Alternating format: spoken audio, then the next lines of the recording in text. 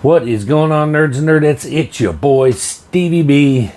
We're gonna do it with the ring light on, so you can actually, see the detail in my face. It's scary, isn't it? But we got a haul for you today. As promised, went pretty nuts on whatnot while I was on vacation. So it's a big haul, to the point where we're gonna have to break this down into more than one video. So we're gonna break this down, and this gives me content for the next couple weeks. While I build, I got to get ahead. Is what the problem is I get ahead. If I can get ahead and then release the content and stay ahead, then I'll always have some content. But I get impatient. I can't wait. I got to get something I want to film it all and get them put away. So I need to wait. I could film it all and just release it. But at any rate, oh man, what is in the news this week? Oh yeah, Jimmy Kimmel. Sorry about your damn luck. Oh man, it's so funny how the people that murdered a man that fought for free speech are now protesting because Jimmy Kimmel got fired and saying that there's no free speech now. Here's the thing, guys, you gotta understand. The Constitution protects your right to say anything you want without fear of prosecution. So the government doesn't have the authority to tell you can't say nothing. But the government also does not have the authority to force your employer to hire a shit human being, as it turns out. So the government doesn't control what your employer does. If you make your employer look bad, imagine being a McDonald's employee and going on social media and saying, McDonald's hamburgers are frozen and there's cockroaches in our kitchen. I wouldn't eat there if I were you. And then telling McDonald's that they can't fire them for saying that. Anything that is detrimental to the company you work for, and you go public and you say those things, they are well within their right and obligated almost to terminate your employment. So as it turns out, when Jimmy Kimmel goes on there and gives a barrage of misinformation and attacks on the right and everything, that makes the company look bad. So not to mention he hadn't been profitable in I don't know how many years. This was just the straw. Believe me, this was just the straw that broke the camel's back. Because his ratings been declining ever since he said, if you support Trump, don't watch my programming. And then his viewership went like that, because people went, okay. But neither here nor there. I'm glad he's gone. I'm not going to lose any sleep over a multi-millionaire that doesn't have to work a day in his life, and they'll be fine. I'm not going to lose any sleep about them losing their job. And, they said, if you just apologize, you can come back or whatever, let's work it out. And he said, no. As a matter of fact, he was going to go back on the next day, they said, and in his monologue, go on another attack and double down on it. So when you say, hey, you need to apologize and then maybe we'll reinstate you, and they go, then peace. All right, but one down. Now we just got 4 screeching nags on the View to get rid of next. And the airwaves would be a lot cleaner. But even those dingbats on the View are smart enough to know, hey, we better not. Because, that would be the one thing that they finally cancel us for. And they would be right. So they're smart enough to just not keep their mouths shut for now. I don't know how long that'll last. But at any rate, enough of that. Trying not to get political, but it is news, and it is entertainment related news. So I thought I would share that. And I'm not mad about it at all. Peace. All right, let's get on with some books. Okay. All right, first up, I don't normally do this. I'm always, crapping on Dynamite Comics for the gazillion variants of every comic book they put out. What I think is just ridiculous. So I very rarely, I usually buy the one I like and whatever, and go with that. I don't usually go variant happy, but one of my favorite things that ever happened in the 90s was the DC versus Marvel crossover. To me, that was a milestone of epic proportions for that. That was just insane. So I've always been fascinated with those crossovers. So I've been picking up, I've got all the DC versus Marvel and all the amalgam books. Not amalgam, as some people pronounce it. I don't know where people get amalgam. That's not a word. Amalgam. The amalgam universe stuff, got all those. Got the all access, and I got all of them. And I got a few of the other one-shot DC, Marvel, Batman, Spider-Man, Batman, Daredevil, and stuff like that. So when these came out, I was just like, yes, new Marvel DC crossover. So I didn't go all out. I didn't buy all of them, but I bought 4. Of course, you know what I'm talking about. Deadpool, Batman, #1, DC Marvel crossover. Now, I wish this would have just been one story, a nice one shot, and I'm not really sure. I haven't read it yet. I'll give a review on it. I am going to read it, and I will give a review on it. I've seen people on social media just shitting all over Frank Miller for his contribution to this, saying it was trash and it was garbage and he should hang it up and he should retire. And let me tell you guys, for all you people out there that say Frank Miller's washed up and he's retired, I don't give a shit. Frank Miller could scratch out 3 words on a paper towel and I would hang that fucker on my wall. The man is a legend, will always be a legend, and I don't care. I've got his signatures on my wall with 2 books. Thank you, Ryan Boone, for acquiring those for me at the Dallas Fan Expo. So to say he's washed up, is he putting out his best stuff? Maybe not, but hey, the guy is 70-something years old, he's still a legend. He'll always be a legend. Anything he touches is gold. I don't care what anybody says.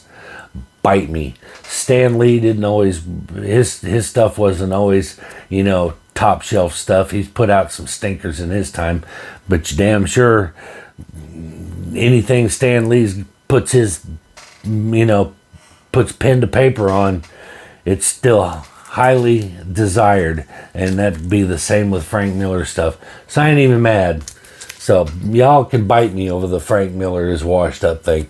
Anyway, like I said, this is the A cover, I believe, and beyond that, I don't know which alphabet number these are, but I just got them. Got this one because I love this. Crypto sitting on Jeff's house. Jeff sitting on Crypto's house. It's kind of a cool cover. Really like it. But speaking of Crypto, I had this idea. They're doing this whole DC versus vampires thing, and the zombie stuff is really popular. Hear me out. Come on. You want to see it. And before y'all give me crap about AI generated images, yes, it was generated based on my prompts, and it's AI because I can't draw. I can't draw for shit. I can't draw. If you've ever seen it, I wish I had it with me. You ever see me try to draw? It's not pretty. You would think, oh my God, dude, can you not, are you blind? But anyway, yes. Freaking werewolf crypto. Who doesn't want to see that? Anyway, keep going. I'm stalling here. We're 10 minutes in. I got 2 books. All right. But anyway. And then I got, of course, the logo variant. Love the logo variant. Awesome. And of course, y'all knew. Y'all knew. Come on. If you didn't know, you don't watch my channel. But yes. Daddy got the foil. You know I got the foil. See that ring light? This is why I don't use the ring light. That and, oh my God. But, yes, definitely got the foil. Beautiful, beautiful. Love the Joker. All right, so that was my Midtown pickup. That's all I bought was Deadpool Batman variants. Let's get into the whatnot stuff. Oh, I got some good stuff from this. Got some good stuff. I'm afraid I probably put together the best stuff in the first video. I don't. No. You got some good man. We got 2 stacks of whatnot stuff and 1 stack from flea market, but be in future videos. Anyway, let's get on with it. Got some really cool Silver Age stuff here, mixed. That's mixed in, but I got some good Silver Age stuff, and one of the books that was on my hot list finally checked off. Let's get into it. World's Finest, number 186. And once again, I don't do my research, don't know who did the cover, but that is badass. I really need to be more diligent about getting my facts together before I do my videos, so I can be more informative. But does it really matter who did that cover? It's freaking awesome. But next up, not Silver Age, but still cool. DC Comics presents the number 66. This is the first appearance of Blackbriar Thorn. And it's also got, the reason I got it was it's got a second story of the Demon and a Joe Kubert cover. See, I got that one. But definitely stoked to get that. I got it because I like the Demon. I think that's an up and comer. I think that character needs to be brought to the big screen. And then we got DC Comics presents number 52. First appearance of Ambush Bug, which is weird because I saw one of the comics that I saw at the flea market today was a Superman comic that had Ambush Bug on the cover of it. This one, they put it in Mylar, and then they put all this nasty duct tape all over the back and ruined the Mylar. But anyway, really cool. That also, I believe, is Kubert. I could be wrong. Is it Kubert or Kubert? Kubert. Anyway, see what they did to the Mylar? Look at all the tape and the stickers and shit all over the back. That Mylar's so ugly. I'm going to have to put it into new Mylar. And anyway, got this one because this Giordano cover of the Joker on it. And it's DC Comics presents number 41. Love that one. I'm not, a lot of people are a fan of this, but I'm not the fan of the advertising up the sides and stuff. A lot of them people like the border covers and stuff. I would rather, have the cover with the full art on it rather than have a commercial for something on the sides and take up art space. So, but love that one. And this is a John Byrne iconic cover for Incredible Hulk number 315. Love that cover. I think I have 2 of these now, but I couldn't resist it. I think he was throwing these up for $2, and so I picked one up. But awesome. And next up, this one, complete and total cover by, not a key issue, but this is I can't remember who does the cover on this. KD and FF. help me out with that one. But this bullseye cover is freaking awesome. So I got that. I don't know, light me up in the comments. Who is that? KD. I know I'm gonna feel stupid when y'all tell me, but definitely like that one. Next up, back into some, I believe this might be late Silver Age, early Bronze. Might be early Bronze, but it's right on the cusp. Anyway, The Flash, number 218. And these are a little lower grade. Most of the ones I've shown you so far are higher grade, but we're getting into some lower grade stuff that he was throwing up for $1, but I was like, fine.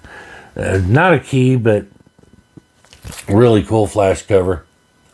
Presents well, as they say, which means it looks pretty to look at. So it's like who is it, Monet from a distance.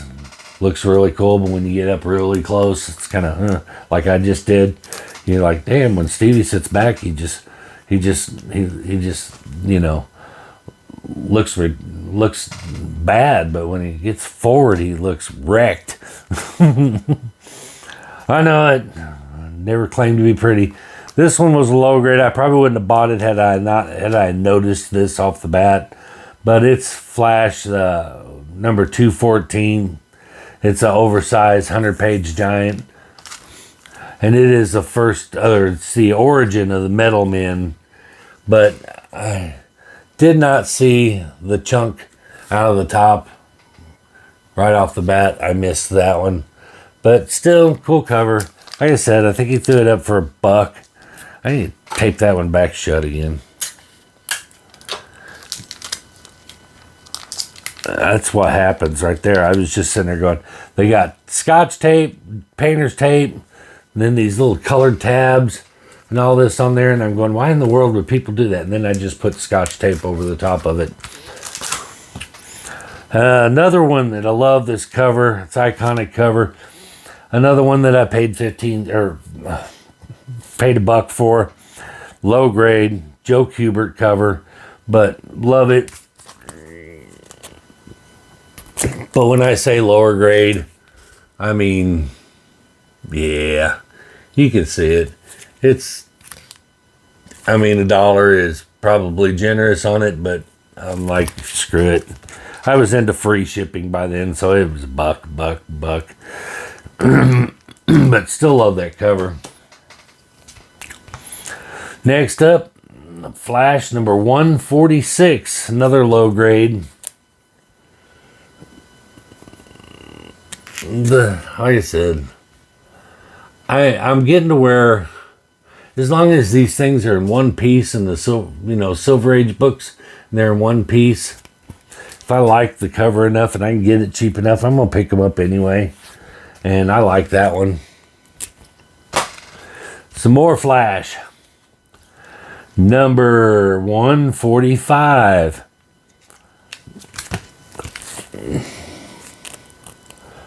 I'm not going to zoom in on them, but they're, like I said, these are going to be mid-grade to lower mid-grade. So, but still cool. And then this one, lower grade to mid-grade. Yeah, probably lower grade, 4.5. And it's not that old, so if it wasn't for the fact that I got it so damn cheap, I probably would have passed on it for a better copy. But it's a good placeholder, and that's what this one's going to be, is a placeholder, because I do want this one in a good condition.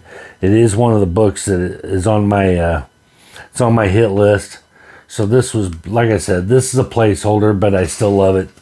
And that is the Joker, number 1, the first solo. But I love it.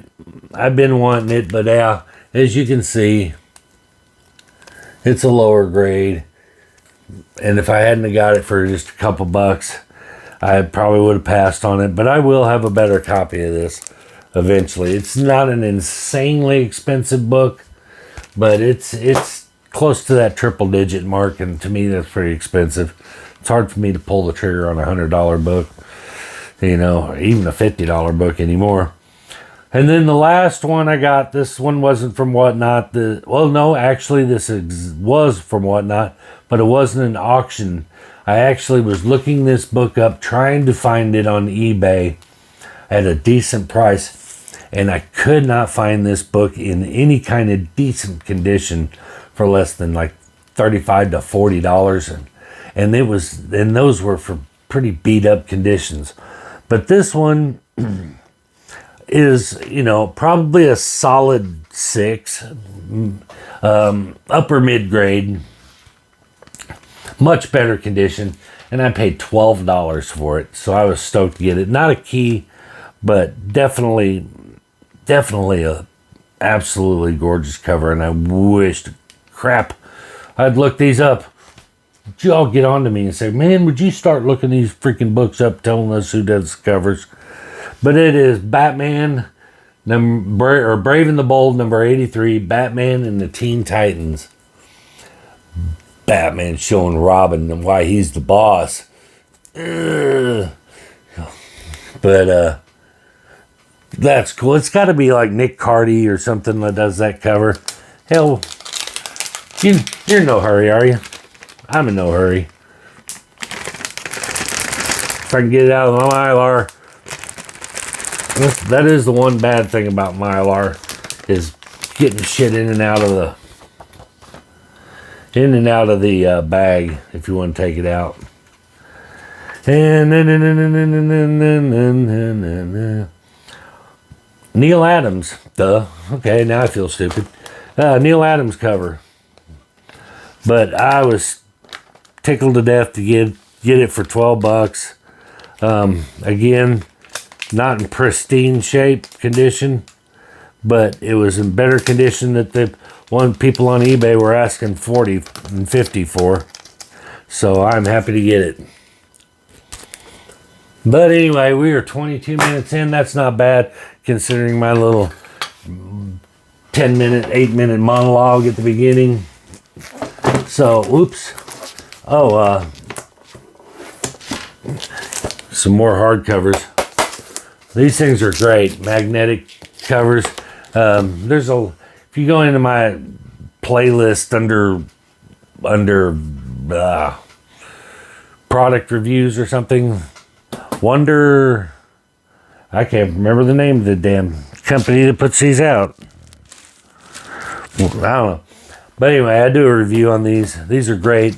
These are a bigger size. They were designed for Silver Age comics, and they're a little big, whereas the ones that I got before I said would fit a Silver Age comic, but they'd had just a tiny bit of overlap where if you put them in the bag and the board. Well, these things, hell, let's just do one. These things right now, here's Silver Age. You put them in, and they're a little, well, I don't know.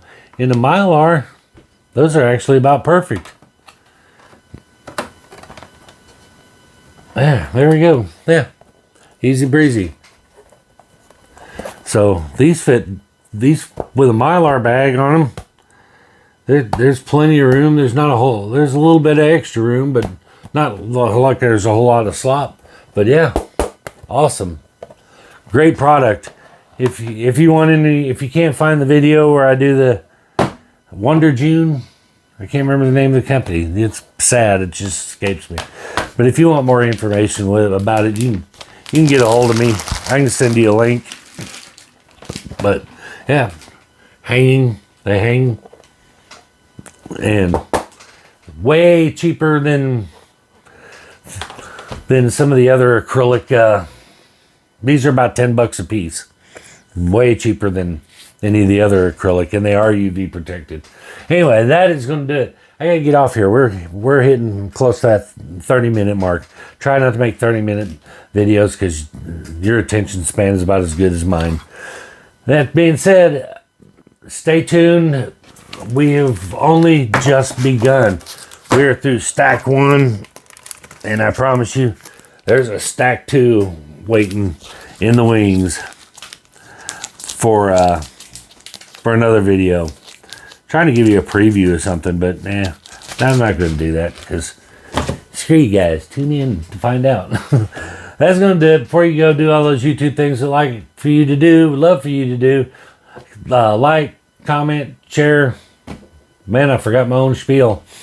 And we will see you guys in the next one. Peace. I am fear itself.